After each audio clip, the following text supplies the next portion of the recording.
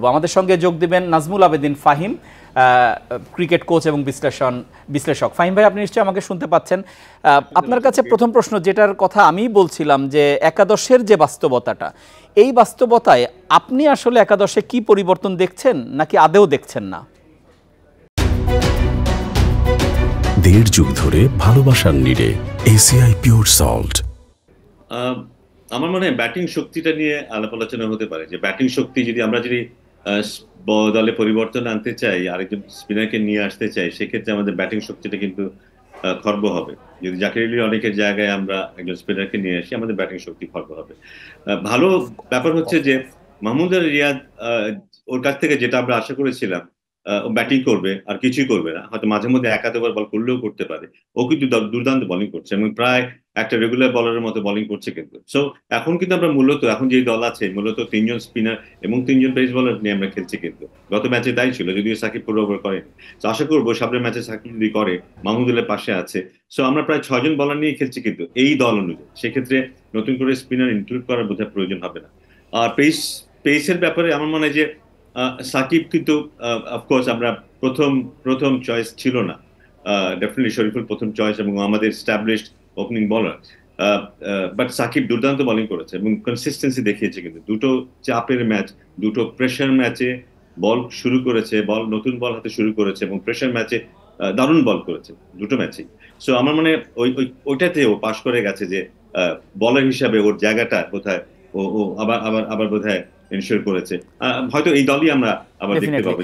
নাজমুল আবেদিন ফাহিম, তার মানে বোঝা যাচ্ছে যে একটা ধোঁয়াশা তো আছে, এই একাদশও থাকতে পারে, আবার যদি কোনো চেঞ্জ হয় সেটা কি আমরা অপেক্ষায় থাকবো। আমি একটু ওয়েস্ট ইন্ডিজের যে উইকেটগুলো অন্য বিভিন্ন ভেন্যুতে কিন্তু একই ধরনের উইকেট দেখা যাচ্ছে কম বেশি, এবং যেটা আমিও আলাপ করছিলাম স্টুডিওতে, যে 150, 60, 70 এরকমই বোধহয় বিশ্বকাপের বাকি যে ম্যাচগুলো, কারণ যুক্তরাষ্ট্র পর্ব অলমোস্ট শেষ, ফলে এই রানেরই কি খেলা হবে, কি মনে হচ্ছে? আমার তাই মনে হয়, কারণ এই উইকেটে ওয়েস্ট ইন্ডিজকেও দেখলাম কিন্তু নিউজিল্যান্ডের বিরুদ্ধে 150-60 রানের মতো রান করলো। মোটামুটি ওয়েস্ট ইন্ডিজ এই ধরনেরই স্কোর হবে, এবং যেহেতু এটা বাংলাদেশের উইকেটের সাথে যথেষ্ট মিল আছে, আমার মনে হয় বাংলাদেশের খেলোয়াড়রা এখান থেকে বেশ সাপোর্ট পাবে। নাজমুল আবেদিন ফাহিম, এমনি বাংলাদেশ এখন যে চাপের মধ্যে আছে, আজকের ম্যাচের ডিসাইডিং ফ্যাক্টর কোনগুলো হবে বলে আপনি মনে করছেন? কারণ এই চাপটা কিন্তু বাংলাদেশ অনেক সময় আমরা নিতে পারে না দেখি, আপনি কি মনে করেন? আমার মনে হয় চাপটাই ডিসাইডিং ফ্যাক্টর হয়ে দাঁড়াবে। আমাদের শক্তির জায়গাটা হবে বোলিং।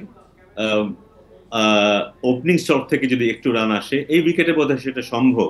নেদারল্যান্ডের মাঝারি মানের বোলিং এটাকে বিরুদ্ধে আমি আশা করছি আমাদের ব্যাটসম্যানরা আরেকটু ভালো খেলবে, এবং সেটা যদি করতে পারে, আমার মনে হয় যে আমি খুব আশাবাদী আজকে দলের মানসিক অবস্থাটা কিন্তু খুব ভালো। অনেকদিন পরে আমাদের দলকে আমরা দেখছি যেখানে মানসিক অবস্থাটা ভালো। গত 3, 4, 6 মাস যদি হিসাব করি আমরা, এই মুহূর্তে আমাদের দলের মানসিক অবস্থাটা সবচাইতে ভালো। এই জন্য বেশ আশাবাদী আজকে ম্যাচ নিয়ে। ডেফিনেটলি। নাজমুল আবেদিন ফাহিম, আপনার কাছে আমার শেষ প্রশ্ন, সেটা হচ্ছে আজই কি ফর্মে ফেরার সুযোগ সাকিব আল হাসানের? আপনি কি মনে করেন? স্পিন সহায়ক উইকেট, চাপের মধ্যে আছেন, রান কিছু পাচ্ছেন না বলতে গেলে, সাকিবের কি আজই ফর্মে ফেরার দিন? হ্যাঁ, এমন একটা সিচুয়েশনের জন্য সাকিব নিশ্চয়ই প্রস্তুত ছিল না। হ্যাঁ, অনেক সময় খারাপ খেলে, ভালো খেলে, এটা তো প্রত্যেক খেলোয়াড়েরই হবে, কিন্তু এতটা খারাপ ব্যাট বল দুটো মিলিয়েই এটা বোধহয় ও নিজেও আশা করেনি। ওটা নিশ্চয়ই ওকে কিছুটা মানসিকভাবে কোণঠাসা করেছে, এবং এই গত 2-4 দিন নিশ্চয়ই ও আলাদাভাবে একটা প্রস্তুতি নিয়েছে, সেটা মাঠেও নিয়েছে, হয়তো মানসিকভাবেও নিয়েছে, এবং এই উইকেট যেহেতু ওকে সুট করবে এবং উইকেট ও খেলেছে আগে, আমার ধারণা আজই হয়তো আমরা আবার সাকিবকে ফিরতে দেখবো। নাজমুল আবেদিন ফাহিম, আপনাকে অসংখ্য ধন্যবাদ, এবং আমরাও আশা করি যে সাকিবের একটা সার্ভিস কিন্তু বাংলাদেশ যদি জয় চায় এবং সুপার 8-এর দিকে এগিয়ে যেতে চায়, খুবই দরকার। অনেক ধন্যবাদ আপনাকে।